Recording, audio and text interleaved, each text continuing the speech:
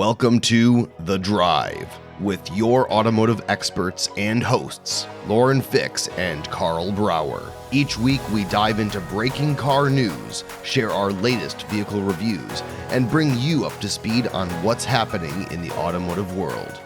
Buckle up and hit the road with us. This is The Drive. Welcome to The Drive with Lauren and Karl. I am Karl Brauer with my lovely co-host, Lauren Fix. Lauren, how are we doing today? I'm doing great, Karl. Lots of stuff going on in the automotive industry. And as we talk on a regular basis, what's going on in the world, we hear so many stories about gas prices and tariffs and car prices and what should I do? So we're going to cover a whole bunch of topics today. And if you miss any of them, you can go to our YouTube channel and listen to past episodes as well. It is The Drive Car Show. Also, our social media is the same. And if you think, I just want to listen to us, not a problem. Check out all your favorite podcast platforms and download it, share it with your friends, because we got a lot of good info coming, Karl. I know, but see, if you go to YouTube, you get to see us as well as hear us. And we're just such pretty faces. I mean, who doesn't want to see that? Yes. So one of the things that has made a lot of news, and everyone has got a position and an opinion, I'm not sure how well informed they all are, True. is on tariffs, Lauren. Everyone just keeps talking about tariffs. And, are they causing more problems than they solve? Or are they creating a lot more activity, economic activity, and generating some wealth in the U.S.? That kind of is like the eternal question. It's like, yeah, we have to pay more for stuff. It's like, yeah, but we're employing more Americans and less Chinese people, as an example. If the alternative to tariffs, specifically in the automotive industry at least, is, for instance, what has happened in Europe over the last 2 to 3 years, where their market share has completely gone Chinese. There are these low-priced vehicles coming in, and they're slaughtering the domestics. VW closing their first domestic plant in the history of the 100-plus-year-old company. Mind-blowing. And a lot of other car companies that are based in Europe just looking at massive financial strain and stress, while the Chinese suck up market share. Yeah, laying off people, and the market share is just going to China. And every time I hear someone's like, these tariffs are terrible, we just have to compete with China, I'm like, well, that was how Europe was thinking a couple of years ago. Let's ask how that worked out for them so far.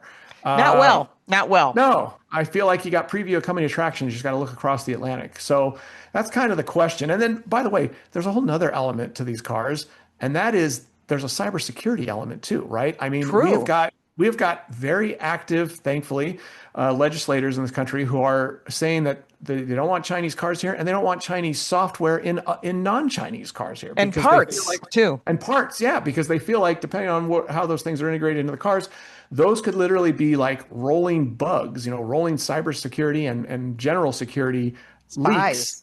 Spies, checking out everything, what you do, where you go, and then taking my data, your data. Karl and I meet for lunch. It gets that data, knows we're together. I mean, all this stuff is collecting, just like your phone does, but this is sending it back to China.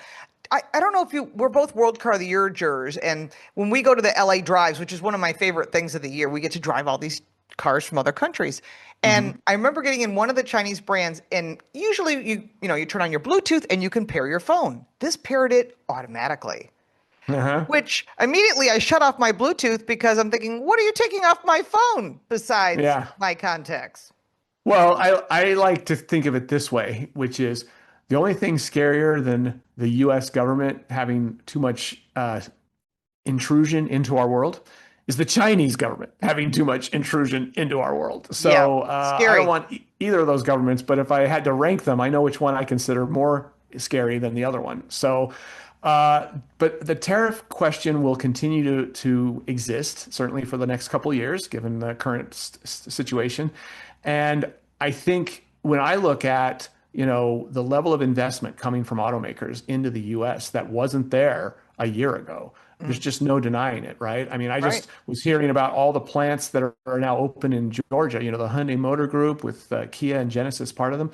They're starting to literally blanket the state of Georgia with, footprints that are set up for their production. Tons of jobs. I think they're huge believers in the U.S. They want to support us. They said almost 9,000 jobs. I think she said 8,645 jobs in total because LG's building a battery plant there. So in total, with all of the sub brands that are on this particular campus, as they call it, there was 8,645 jobs in the little town south of Savannah. Could you imagine what that's doing for their community and for their state? I mean, these people weren't making this kind of money in the past. And if you're listening in the Georgia area and you work for Hyundai, congratulations to you, because they're saying the average salary is just shy of $60,000, which when we talked to people there, they were like, we never thought we could even make that kind of money. So that elevates everybody. And that's part of why these tariffs make sense. Bring your production here. Hyundai got it on day one. They're putting a steel plant in New Orleans, outside of New Orleans, so that's going to give jobs in Louisiana. You've got Hyundai, you got Kia in West Point, Georgia. You got an expansion to their plant in Alabama. You got Mercedes-Benz is also in Alabama. And the only one who isn't here, but they're kind of here, is Volkswagen Group. You got Volkswagen in Chattanooga, huge facility. They are talking about possibly making two of their very popular Audis here, because that's a sub-brand. They're all part of that same Volkswagen Group. But right now they're being made in Mexico, and when they come across the border, there's tariffs. And that's the other thing about tariffs. People say to me, oh, all these tariffs would make cars super expensive. It really isn't, because it's about certain portions of the car that are made elsewhere and where the final production is. So you might see an increase of 500 to 1,500, but where the real big number is the exotic cars. The Rolls Royce, the Lamborghini, the Aston Martin, the Porsche, the Ferrari. They're not going to build cars here ever. Those cars are either solely German, solely British, solely Italian, and you probably wouldn't want a Ferrari built in the United States, Karl. No, and let's talk about the target audience there too. They're probably not that worried about an increase in cost, depending on how much the cost is going up. I don't see them saying that. That's it. I'm not buying my Ferrari. They just added another $2,000 to the 482,000. Now it's 484,000 instead of 482 because of the damn tariff. That's it. I'm out. I doubt it. Look at they so. pre-sell these cars, and they're already pre-sold. Like there's an Amalfi coming in, which is another model of Ferrari. And I talked to the local Ferrari dealer, and they tell me a lot of really good information. They're pre-sold, every single one. Well, look at that new Porsche 911 GT3 S/C convertible that they just debuted a couple of weeks ago. All of them. They're all just backed up $275,000. Can you believe that? I mean, remember when 911s were like $75,000? They weren't. It wasn't that long ago, Lauren, where you could buy a used one for $75,000. Maybe not the greatest one. Maybe something from the 80s or 90s, but with the fried egg headlights. But those you can pick up in the $75,000 range. But that's interesting. And those are cars that also the customer is different. The resale is sometimes there. I talked to a local Ferrari dealer actually, and he was saying that all the cars are pre-sold. But he also told me that they all know that they're going to sell these cars in 2 years and make money. So they're kind of using it as an investment tool. But for you and I, the normal person, when you buy a Honda Accord, you're not expecting it to go up in value. You're not going to buy a Toyota Camry and go, I'm going to make money on this, because you're not. Well, hopefully if you think of it as an investment, it's an investment in your personal transportation, not in your financial portfolio. Getting a job, going life. But supporting those cars are being built here. Yeah. And that's smart for those brands. So even Nissan's building product here. Everybody's building product here that's selling a lot. Subaru builds product here as well. We don't talk about Subaru that much. But the fact is that they're being built here. And when you see more and more product being built here, it's more and more jobs, which is super fantastic. But I think also on top of all of that is the tariffs are meant to elevate us, because we need to level the playing field. Right now, if you're an American car builder and you ship a car to Europe to sell it, there's a 10% tariff. If they ship a car here, it's 2.5%.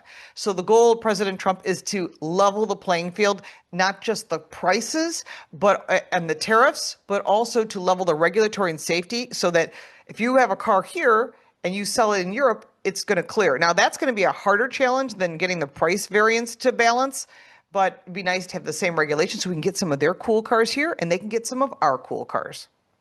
A level playing field, imagine. All right, we're going to take a break, and we'll be right back on The Drive with Lauren and Karl.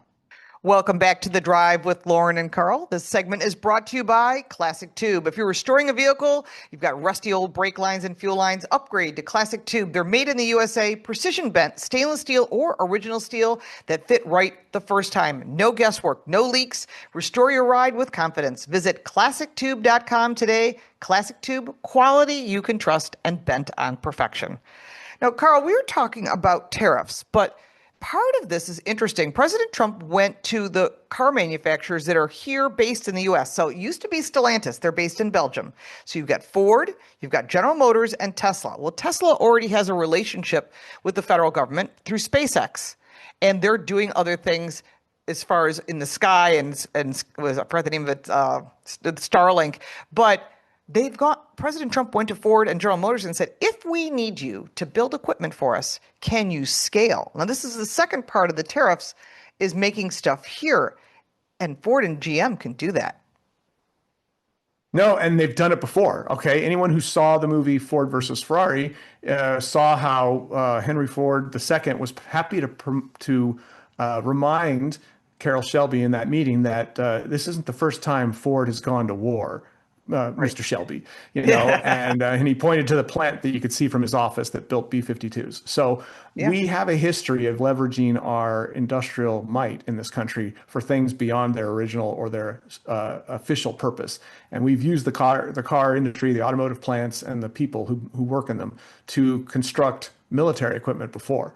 And probably as much or more cost effectively than the military officially does and the government contractors. So I think that's what President Trump is aware of, and I think that's why he's happy to potentially, turn that lever, especially if there's extra capacity. If they can start, it's not like he's saying, in the war they had to build tanks and artillery instead of cars. If they can keep building the cars that we want to buy and contribute to the military buildup that I think President Trump wants to do, I don't see anything really. Good way to make money. Jobs helps the economy, and if we can make that work for everyone, there's no losers in this. And so I think that's part of what President Trump is trying to do. I have talked to some insiders at General Motors, and they said that they're ready to ramp up because they want the cash. They are all hurting from the EV stuff that we've talked about in the past, and now it's time to make some money. And I think that is a huge factor in play. But we'll be talking more about some other subjects coming up right after the break. We have to pay some bills here on The Drive with Lauren and Karl. And don't forget to check out our YouTube channel, The Drive Car Show, or you can download it on podcast. Just check out The Drive with Lauren and Karl. We'll be right back. Welcome back to The Drive with Lauren and Karl. We are talking about all sorts of interesting topics that I think if you're a consumer and you're buying cars, you want to be aware of. And this is a big one because this has been around really since cars have been around, Lauren. The concept of the odometer, right? It's supposed to track the total miles that the vehicle has traveled. And this is important for everything from knowing when to service the vehicle, to knowing how far the vehicle has been driven on average during its lifetime, to knowing what its value is, which is huge. Obviously, we're always looking at that at iccars.com, the 5-year depreciation, and the current odometer reading is huge for that. Well, and this segment is brought to us by IC Cars. So tell us about IC Cars. Yeah, exactly. And IC Cars is a website. It's where I'm executive analyst, and we're always looking at all these just different factors like resale value, like color resale value, which color helps you hold the value the longest lifespan, and the predicted lifespan of used cars, something very unique to us, where we'll actually give you a used car listing and we'll tell you its predicted lifespan based on its year and current miles. But all of that stuff at IC Cars is based on the odometer reading. And we know the used car market has gone nuts in terms of value and price, and a lot of people are trying to pull fast ones and all that. Whenever there's economic challenges, I feel like the criminals come out even more aggressively. And what we've been hearing about, and we kind of saw references to this in one of the press conferences with the president recently, was something called odometer blockers that basically stop the car's odometer from tracking the passage of miles, which is really scary. I think you even saw more of this than I did. What did you learn about odometer blockers, Lauren? Well, when I heard about it, I was just listening to the press conference because when I work, I usually just leave the news on. And I heard it and I turned my head. I said, what is this? So apparently this is very common in Europe, but it's now coming to the US. It's a little box. It's about the size of your phone. And I'm not saying to do this, but it's super easy to install in a car. And what it does is it doesn't stop the mileage, it actually limits it. So while you're driving 10 miles, it might only show up as 3 miles. So what it's doing is altering the actual odometer reading. So you may think, so what? I own the car, I don't care. Well, it actually makes a difference.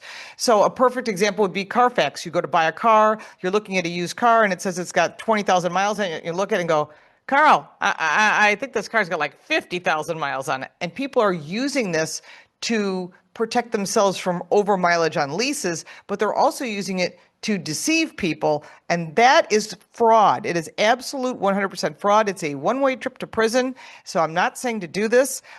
These are install easily. And I don't even see a purpose of having them. But apparently, car manufacturers use it when there's a serious inherent problem in a vehicle. They take a customer's car, they put this supposed box on it, and they drive it around to try and test why this is occurring. And it's all done in an enclosed environment, and then they remove it, and you get your car back, and you don't look at it and go, oh, well, thanks for taking my car and putting 100 miles on it.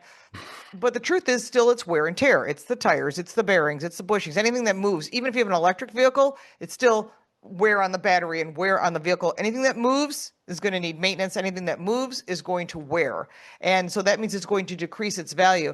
Now, if you look at it in a collector car market, and I was having this conversation with my husband, he collects a lot of cars and goes to a lot of auctions. And he says, now that I've read your article, he said, I have seen cars like that. You look at a Porsche, for example, and it'll say it has 40,000 original miles. And you think, wow, it looks kind of worn for 40,000 miles. And Karl, you've seen this yourself. And you start thinking about it going, it's different if we're talking about a car from the 60s. It really doesn't make a difference unless you're saying it's an original mileage car. But when you're talking about a car that's newer, that's, besides fraud, it's deceiving people of what their true value is because you're literally stealing money out of their pocket. Yeah, and this is not new. In theory, you could roll back the mechanical odometers that were in all the cars up through like the 80s and stuff. Yeah. So, but because you had to actually know how to take the car apart, get into there, pull the odometer, pull the speedometer out, usually is where it was, and then break that apart and get into those little rolling digits and that actual little device. Rolling it back, yeah. Right, and it's called roll back the odometer because that's literally what you did if you were being nefarious and deceptive with the analog world. What's scarier about this, Lauren, is that first, it's much easier because you literally just put this device in and it stops the car from recording the passage of miles. Right. So it's very that's all devices. Yeah, that's not just the odometer. That's like all of the management of the battery and everything gets altered. So it doesn't really know its true wear. Well, it's because our cars are now computers. So if a car is a computer and the computer is supposed to track the activity of all these systems, and then you stop it from tracking the activity of all those systems, it doesn't know what's going on. And how many times is that battery cycled? How many times have you hit the brakes? How far down are the brakes worn? How much is the oil used up? It's stopping the recording and the measurement of all of those things. And now you're maintaining the car as you're supposed to. The oil's being overused. The brakes are potentially being overused. All the fluids are being overused. It's a really scary thing. And it is. Again, it's this ease. They are illegal, but that doesn't mean that evil people aren't out there doing that. Well, and we're going to talk later in the show about. I mean, it's always the case where if you've got something that's purely digital or electronic, it's in theory harder because how the average person can't go in and recode the odometer. So that's supposed to make it harder. But the flip side is, as we always know, you can throw money at any problem. You throw enough money at the technology and it's developed and someone's selling it and you've just got enough money, you buy the technology, you buy that box, and now you drive around in a car for 5 years. And hey, look, I was really, the little old lady driving it to church on Sunday. It's only got 5,000 miles on it. You put 50,000 on it. You drove it 10,000 a year, but the car only shows 5,000. And you try to pass off as a cream puff. It's important to take your vehicle to an ASE certified technician. I am an ASE tech. Make sure they put the thing on the lift, look at it underneath, and they're going to see true wear and tear. So make sure you have a technician do that before you buy a used car. And you can use IC Cars to find some information on that as well. We're going to take a break and come back. We've got a lot more exciting things to talk about. We'll be back right after this. Stay with us. Welcome back to The Drive with Lauren and Karl. There's a lot going on in the automotive world, and we've been covering this. And if you've missed any part of this show, you want to show this information to a friend because we've talked about some really exciting subject matter. You can go to our YouTube channel, The Drive Car Show. We're also on social media. You can find us. You can communicate with us through The Drive Car Show. Either Karl or I will reply to you. Of course, you can check out Karl on his channel, Karl Brauer Cars, and mine, which is Car Coach Reports. We'll be talking more about that as we go further into this show and shows in the future. If you want to listen to this on podcast, we are on all platforms. Just check out The Drive with Lauren and Karl. All right, Yeah. we're also the Drive Car Show. So we're doing everything cars, Karl. And so part of that is owning a car. But the worst part of that is when something doesn't go your way. And just recently, Judge Janine Pirro, who is now the Attorney General for the DC district, said that there's been a theft ring that they broke. And of course, when I hear these things, I'm like, I need to do a deeper dive.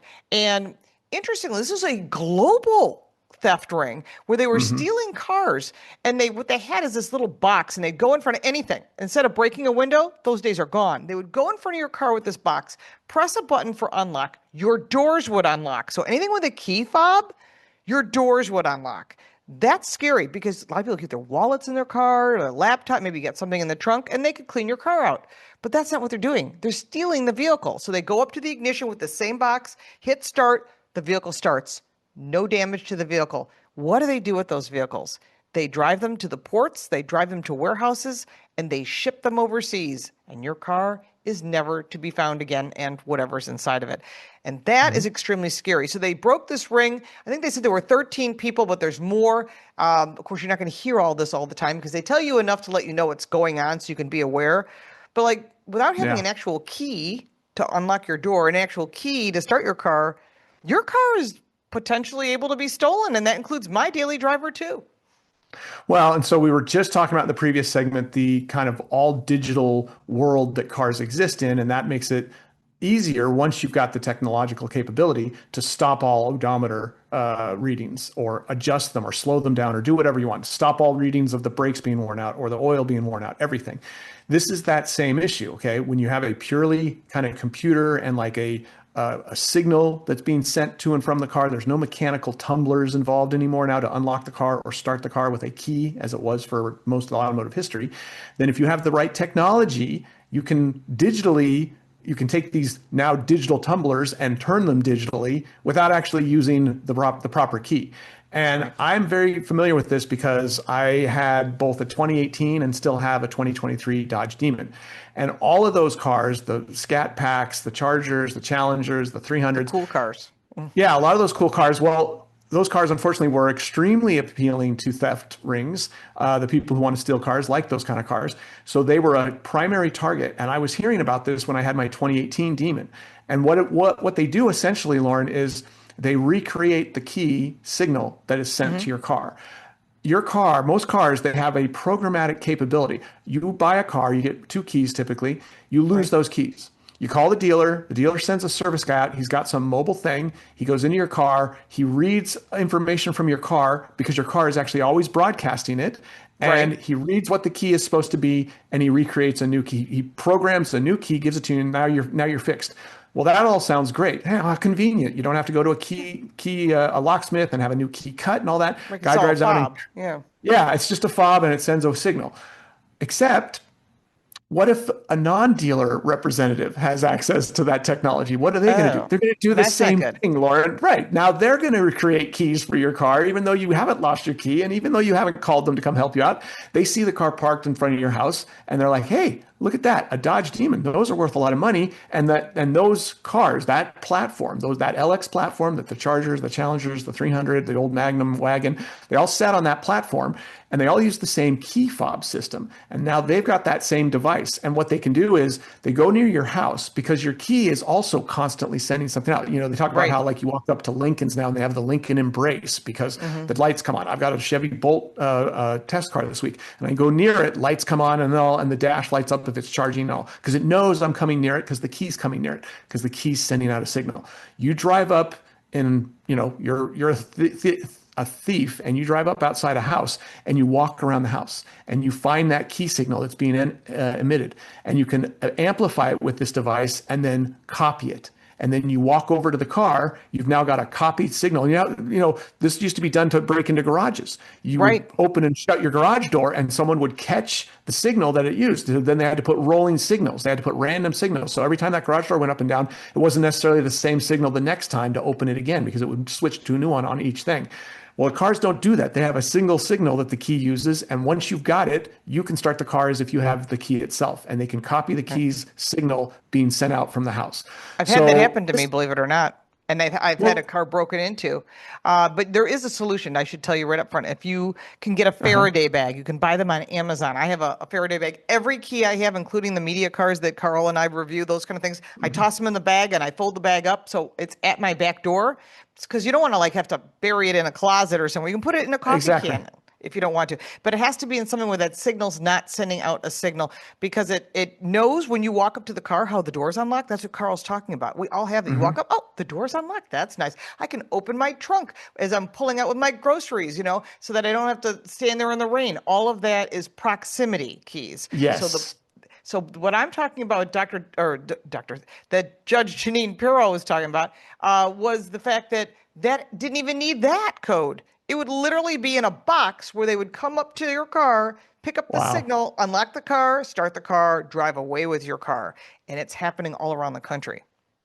Wow, yeah. So they've circumvented the need to get the key's original signal and copy it with this device, and then send it to the car with the new device that they've created. Now they don't even need to do that. And that is just frightening because, Lauren, this happens fast. The movie Gone in 60 Seconds and all. Yes. I mean, there's plenty of people out there, unhappy people with various Chrysler LX products. And Christy Lee, who you may know, she's in our industry. She's one of the people who does things in this industry. She had a Scat Pack or a Hellcat, I think it was a Hellcat, and she had video. And it was like 40 seconds. The car drove, she sees the car drive up. She sees there's multiple people in the car. One guy gets out, he walks up next to the car. I think he goes near the garage door. From outside the garage door, he was able to pick up the key signal that was being sent out by her key inside the house, copied the key, resent that signal right next to the car. The car now thought the key was right next to it because he was resending it and all. It unlocked for him and started for him, and he drove it away. It took like 40 or 45 seconds. So they stole, it was a journalist car, or was it her personal car? Yeah, it was Christy Lee's car. It wasn't a press car. It was her own car. It was her personal car. There was a whole thing, and then she had to put a thing in, about, hey, has anyone seen my car? It got stolen. Of course, she never got it back. So when I had my 2018 Demon, what they did is they literally went in and broke the thing that receives the programming signal. So that would be impossible. So you could still start and stop my Demons with my key. Either, right? I think you could still track it, but you couldn't recode a new key to the car. So if you had my key, it would start the car. But what these guys do is they'll act the way that system was working back then, at least, is they would recode the new key and they would recode the car to another key. Because I think it's also like if you have two keys and it's another signal and it's not one of those two keys, even though it's the same signal, it won't start. But they would say, well, no, I need a new key because I lost it. So they would tell the car, I'm putting a new key that I'm pairing with you because the other ones were lost, even though they weren't, and then they'd start the car and drive away. That's how the system worked back then. So you could stop the car it's like a hub. I remember they used the term hub, some kind of radio receiving hub thing in there. You could tell it not to, and they had to go in and literally break it. And they said, now it's going to be $400 to fix this if you ever do lose your keys. And I said, I'm thinking of all the cars I've ever owned, how many times I've lost both keys and needed one replaced, the chances of me needing to ever use that hub again to rekey a new key versus it being stolen, I'm going to break the hub. My 23 Demon, you didn't have to break it. They actually had there's an internal switch. You didn't have to physically break the thing. And so they were able to just turn off the programming thing. And then if you need it fixed, the guy would come and there's like a physical way or there's some other element they have to return the hub on, but it's not broken. And then they can reprogram a key on the 23 Demon. That's interesting because complex stuff. A lot, but people are thinking, well, my car can be tracked. I have OnStar if I've got a General Motors car, or I've got some of the other systems. Just know that when they steal your car, they literally knock off the antenna on the back. That antenna is what tracks your car. So when you live my phone is my key on a Lincoln product, that's gone. And if they can't find, the moment they get away, the first thing they do is they pull aside, they take a little hammer and they knock that little fin off the back of your car. So what, you lose satellite radio, but you also lose the ability to track the car. They know what they're doing. These are pros. They immediately go into warehouses. I had a friend lose a Porsche this way. It was on a ship and gone. He will never, ever see it again. And he had to fight with the insurance company to get his money back because, to get paid. And nobody needs the headaches. No one wants to feel violated. So make sure that you store your key in a Faraday bag or in a coffee can. Basically, I don't know if they sell coffee in cans anymore, but if they do, you hide it somewhere so it doesn't signal out. And for your vehicle, if you can park it in a garage, like your personal garage with the door closed, that's the safest way to keep people from stealing it. Yes, it can be stolen in a parking lot. But today, we got to make sure to keep the honest people honest and put the bad ones away. Yeah, or at least keep them from stealing your car. All right, we're going to take a quick break. And we will be right back on The Drive with Lauren and Karl. Welcome back to The Drive with Lauren and Karl. And I want to say that this segment is brought to you by Karl Brauer Cars. That's my YouTube channel. I'm putting up a couple videos a week on just about everything that you can imagine. Sometimes it's on a Nissan Leaf. Sometimes it's on a Lamborghini Temerario. Recently, it was on an Aston Martin DB12S and a Chevrolet Bolt. So there's always new videos going up. And we're actually going to talk about that Bolt in the next segment. But this segment, we're going to talk about maybe kind of the opposite of the Chevrolet Bolt. And that would be the Bugatti Veyron, which you may remember, you may have heard of. I was at an event recently in Las Vegas where they were celebrating at the Wynn Concours in Las Vegas back in November, and they were celebrating the 20-year anniversary of the Bugatti Veyron, which made me feel very old. I could not believe that 20 years passed since that crazy car. And you remember that car, Lauren. I mean, 250 miles an hour, and they eventually got it up to 300 with later versions and all. But this is not your average person's car, but it is a dream car. I mean, my gosh. It's good to know about them, to know that they're out there. I mean, obviously, I don't own one. I never planned to own one. But thinking about a Veyron with 1,200 horsepower, when is too much too much? That's the question. Well, when that car came out, and it was like 2025, it made 1,000 horsepower. And in 2025, that was crazy. In 2005, that was crazy. 20 years ago to make 1,000 horsepower. I had a 2005 Ford GT at the time, remember, and it made 550 horsepower. And that was like, that's nothing today. That's nothing today. Yeah, now everything makes 500 plus horsepower if it's kind of a performance car. But this thing made 1,000 horsepower. Of course, my Demon 170 that I have now makes 1,040 horsepower. So, the bar keeps going up on horsepower numbers. And the Veyron started at 1,000. By 2012, it was the Veyron Super Sport and made 1,200. That's the one I drove. That's a lot. And then the next version was called the Chiron, and then there was the Chiron Super Sport. That thing got up to 1,600. 1,600 horsepower. Lauren. That's crazy. Who's going to use that? You can't use all that. So you go to 0 to 60 in 2 seconds. Your neck hurts from the acceleration. And the top speed is 280 to 300, depending on which version of these cars you would be getting and stuff. Where are you going to do that? You're going to go ship the thing over to Nardo, the high-speed track in Italy, and drive it around a circle? That's the only place you could do that. Literally, that's the only place you could ever do that. But there's no tracks in the U.S. I think you could even come close. I don't think you could do that here. Like Road America in Wisconsin or even Watkins Glen. You couldn't do it. No, I don't think there's anything. Man, not even Moseport. The back straight's long. Road Atlanta. I mean, I race cars, and I'm thinking, I don't think there's any place you could do that without killing yourself or somebody else. Right. You'd be very risky if you were trying to do that. But, so I got to drive the 2012 Veyron, and it was cool. Bugatti invited me down. It was only like a 15-minute drive from my house at the dealership, the Bugatti Newport Beach. So that actually was kind of very convenient. That works. And they let me drive this Veyron for about an hour and a half, 2 hours actually, up and down the coast and all that. And I got some really fun footage. So, and by the way, these cars, they were like $1 million plus when they first hit in 2005. Again, $1 million in 2005. That was a big deal. And again, million isn't like that now. What are they worth today? Oh, they're all well above, like high ones for like the least of them. And then you start to go right into the 2s and 3s if you're getting like a crazy one. Wow. So, you're in collector car Ferrari territory at that point. Yeah, no, you're getting like a crazy vehicle. But I got to drive it. And the reason I got to drive it, Lauren, is it was part of a thing they were doing that was really cool. So I have to describe why were they giving me in this case, a 13-year-old Veyron to drive. They were showing off the new configurator that they have created for and I'm going to butcher the name, but it's like the Tourbillon. It's the newest version. Tourbillon, yes. Tourbillon. Is that? They make watches with that same type of technology. Are you sure you say all those letters in there? I think it's Tourbillon is what I've heard them say. Anyways, we need Al Vasquez from our last episode because he knows all about that. We need someone who's more global than us. But they are going to make this thing, and they are going to now have a configurator so that you can do all the detailed stuff. But Lauren, the configurator will also do the original Veyron. They put all the Veyron options into this configurator. You could configure a new Veyron as if it's made, even though they don't make them. And if you own a Veyron, the few of us that do, you could go into the configurator, remake it, and they'll redo your current Veyron the way you redo it in the configurator. It's like a time machine. So it's cool stuff. Well, let's pop us into neutral, and we'll be right back after the break because we still have more exciting normal cars for you to hear about. Yes. We'll be right back. Welcome back to The Drive with Lauren and Karl. This episode is brought to you by Car Coach Reports. If you're looking for the straight answers on cars and subjects like Karl and I are talking about here on The Drive, you can go to Car Coach Reports. We cover all the automotive news. We give you expert advice that you can trust, and that's my channel. But if you want to see my car reviews, you can go to Car Smarts. Both are on YouTube, or you can just go to my website, which is Car Coach Reports, get all your information, and we keep it fresh and fast. And that's what we want to talk about now, something a bit normal, Karl. You are test driving a Chevy Bolt. Now, I thought they stopped making those, but then they said they were going to do a very short run of a very smartly priced little Chevy vehicle. Tell us about your vehicle. I have not driven the new one. I've driven the past Chevy Bolts. Right. And I've driven them, I was always very impressed with the Bolt because it was really what I considered the first functional and like somewhat value-oriented electric vehicle, right? You had the Leaf come out. That was kind of the first mainstream high volume vehicle. But it had like a 100-mile range, like most of them did back then. It was like, stop wasting my time. Far.